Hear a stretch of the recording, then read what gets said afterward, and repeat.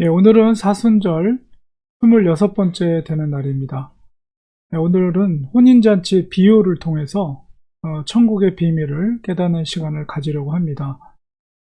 어저께 포도원 품꾼의 비유와 오늘 본문 속의 혼인잔치의 비유가 유사성이 많이 있지만 또 반면에 또 다른 점이 있습니다. 우리가 그 내용을 우리가 살펴보면서 이 비유의 의미가 무엇을 의미하고 있는지 깨닫는 시간을 가지려고 합니다.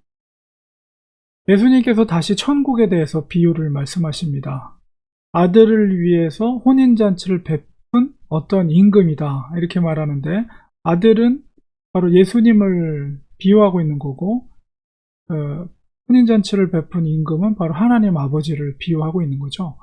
종들을 보내요. 이 종들이라는 것은 하나님의 메신저죠.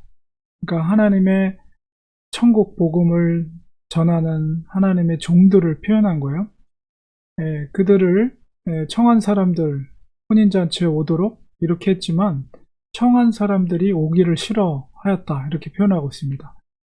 여기 먼저 청한 사람들, 그러니까 이미 인바이트된, 초대된, 초대장을 받은 사람들, 그 사람들이 누구인가 라고 했을 때 그것은 바로 아브라함의 혈통을 갖고 있는 선민 이스라엘을 비유하고 있는 것입니다.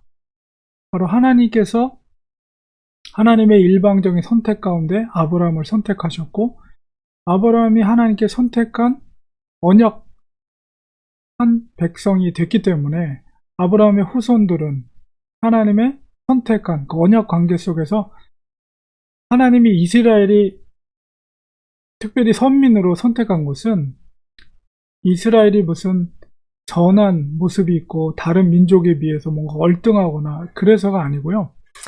아브라함과 언약을 맺게 되니까 아브라함이 바로 이스라엘의 조상이 될 사람이기 때문에 그 언약 관계 속에서 하나님이 이스라엘을 선택하게 된 것이죠.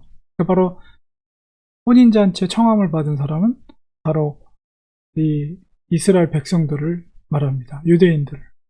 그런데 그들이 오기를 싫어했어요. 그러자 여러 바쁜 일 때문에 오지 않겠다고 하니까 이 종들을 남은 자들이, 그들이 돌아보지도 않고 한 사람은 자기 밭을, 한 사람은 자기 사업하라고 하고, 남은 자들은 종들을 잡아 모욕하고 죽였다 이렇게 말하고 있죠. 그러니까 초대받은, 선택받은 백성들은 뿔뿔이 자기 할 일을 위해서 가버리거나, 심지어는 그 하나님, 그러니까 임금이 보낸 종들을 잡아서 모욕하고 죽였다. 이것은 바로 하나님의 종들, 선지자들을 모욕하고 죽인 것을 의미합니다. 그래서 임금이 군대를 보내서 그 살인한 자들을 진멸하고 그 동네를 불사르고, 하나님께서 바벨론이라든가 이런 이방 민족을 통해서 그 하나님의 메신저들을 듣지 않은 자들을 진멸하셨죠. 그리고 이 임금이 누구든지 가서 이 혼인잔치에 청하지 않더라도 오게 하라, 종들에게 명령을 내립니다. 그래서 종들이 10절에 보니까 악한 자나 선한 자나 만난 대로 혼인잔치의 손님들로 초청을 하게 데려오게 된다.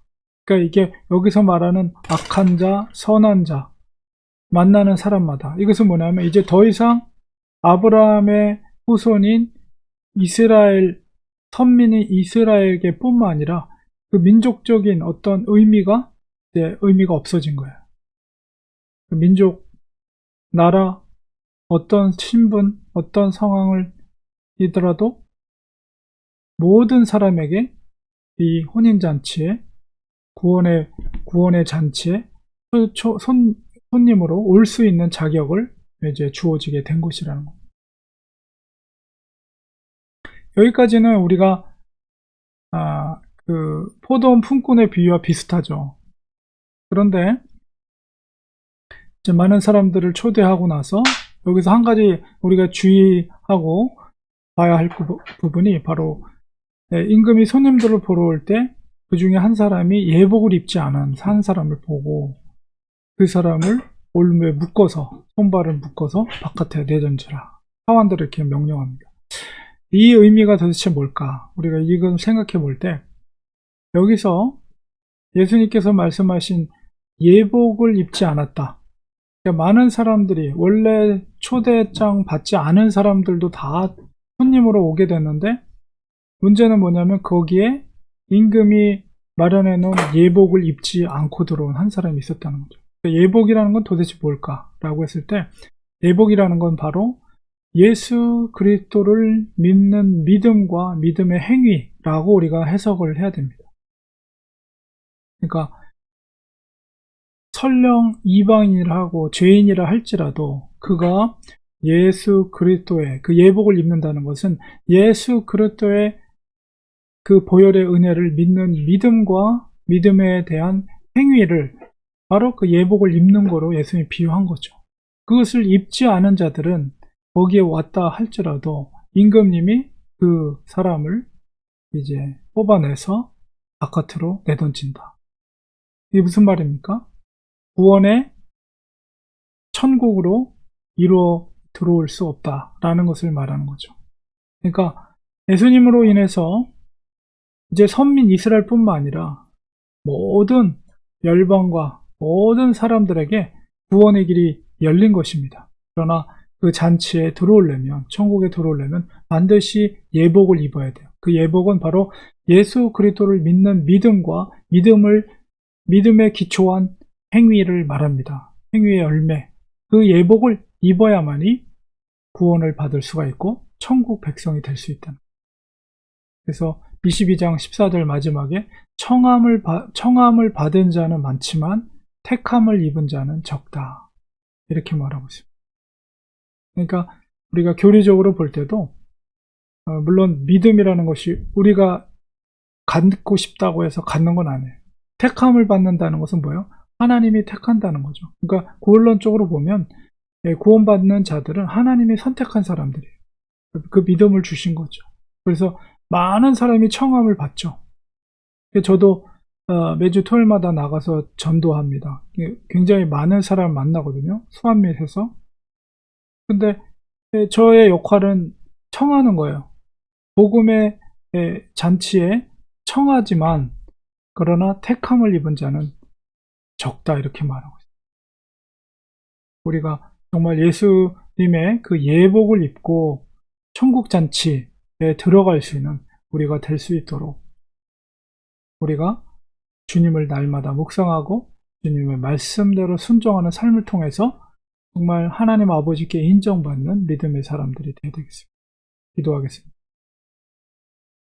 하나님 아버지, 오늘 천국 잔치의 비유를 통해서 천국에 들어가기 위해서는 청함받지 않았다 할지라도 준비된 예복을 입는 것, 바로 예수 그리스도를 믿고 그 말씀대로 준행하며 믿음대로 살아가는 것, 그것을 준비하지 않으면 천국에 들어갈 수 없다는 것을 주님께서 비유를 통해서 말씀해 주셨습니다. 천국 백성 될 수 있도록 날마다 예수 그리스도를 묵상하고 예수님을 의지하고 예수님의 말씀대로 살아가는 저희들이 되게 하여 주시옵소서. 예수님의 이름으로 간절히 기도드리옵나이다. 아멘.